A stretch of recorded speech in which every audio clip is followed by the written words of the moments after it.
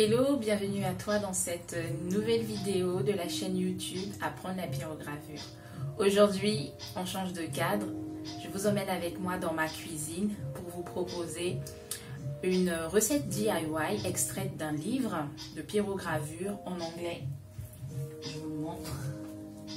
C'est ce livre-là.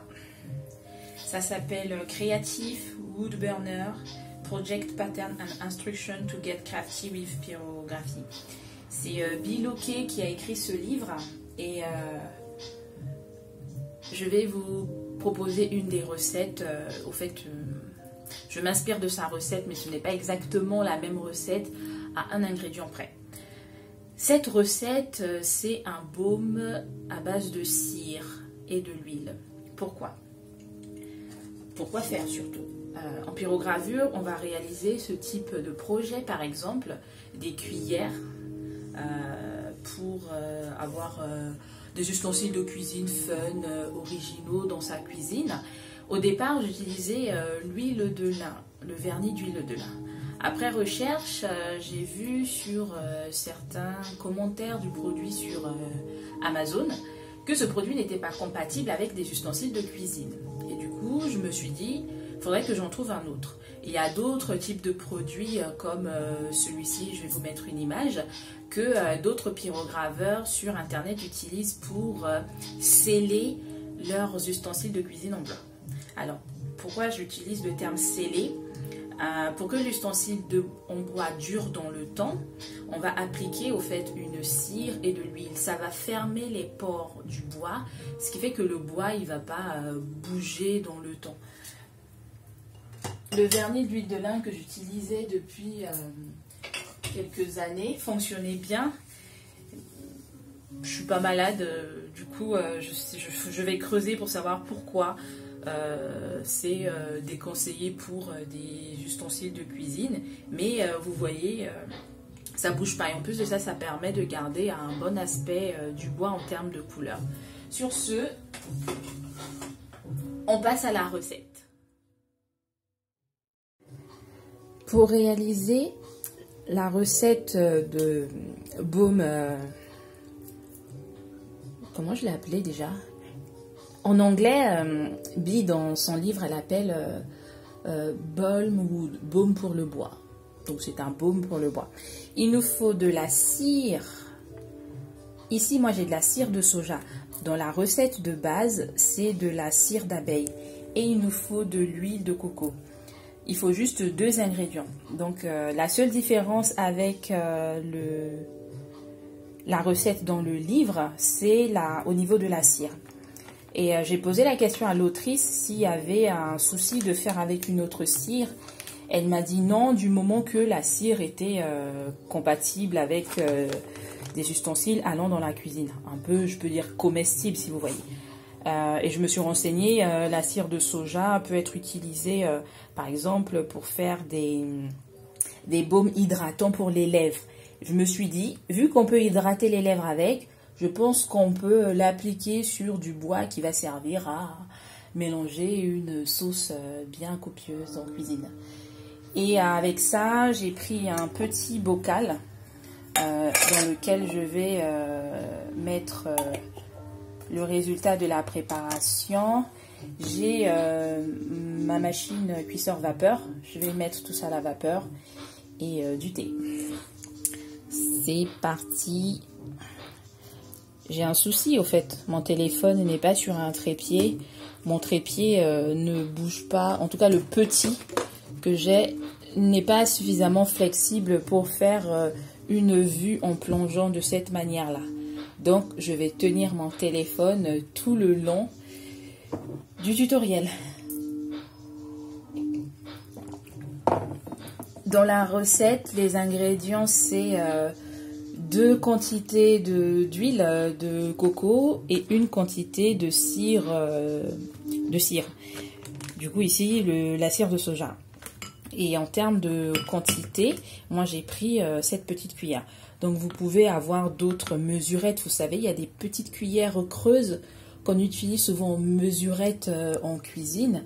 Si vous en avez, c'est parfait, mais vous pouvez aussi utiliser une balance, par exemple faire 20 grammes d'huile de coco pour 10 grammes de cire de soja par exemple. Donc je vais mettre les ingrédients dans ce bocal là. Ensuite je vais le mettre dans la machine cuisseur vapeur. D'ailleurs je vais l'allumer pour que ça commence déjà à chauffer. Hop. Et je vous montre les petites étapes intermédiaires et le résultat tout à l'heure. Une chose importante que je me dis qui serait intéressant de partager avec vous pour les personnes qui vont utiliser de la cire de soja en bloc comme ce que moi j'ai et qui vont utiliser une petite cuillère pour mesurer. Vous pouvez râper les morceaux de cire de soja pour avoir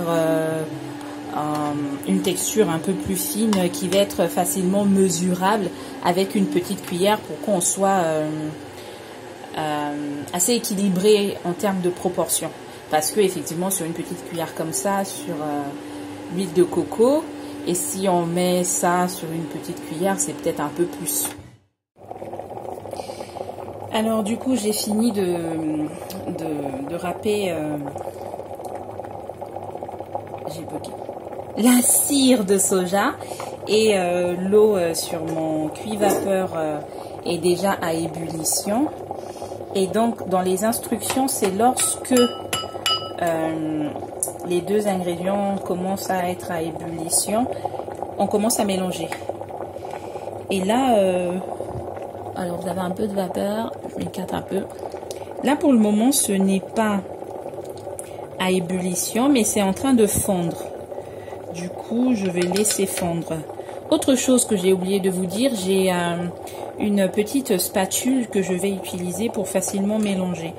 Je pense que ça va mieux mélanger que la petite cuillère en bois. Ensuite, j'essaie de mettre tous les ingrédients. Tous les ingrédients ici.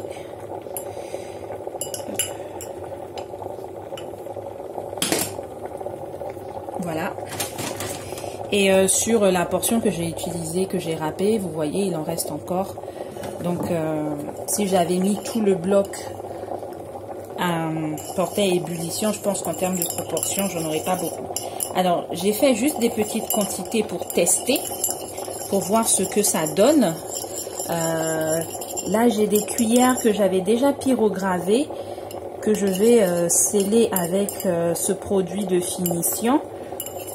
Et je verrai au bout de plusieurs jours comment le bois va se comporter. Et aussi en utilisation en cuisine, en faisant des repas bien gras, bien copieux, ou light, vous voyez, des repas avec du gras ou sans gras. Est-ce que la cuillère bouge? Et ensuite, je pourrais me dire si c'est un bon produit pour sceller ces ustensiles de cuisine en bois décorés en pyrogravure. Vous pouvez tester aussi cette recette si ça vous dit. Et en plus de ça, en termes de coût, c'est relativement abordable. L'huile de coco, on en a souvent en cuisine. Et pour les fans de bougies, peut-être que vous avez de la cire de soja en rab. Sinon, ça coûte pas trop cher, la cire de soja dans le commerce. Vous pouvez en trouver facilement.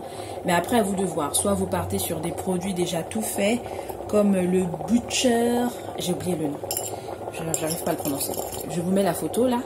Comme ce produit-là. Et vous l'utilisez pour sceller vos ustensiles en bois décorés avec la pyrogravure. J'espère que ce tutoriel vous aura plu et vous aura servi dans l'apprentissage de la pyrogravure. Je vous dis à bientôt dans une prochaine vidéo.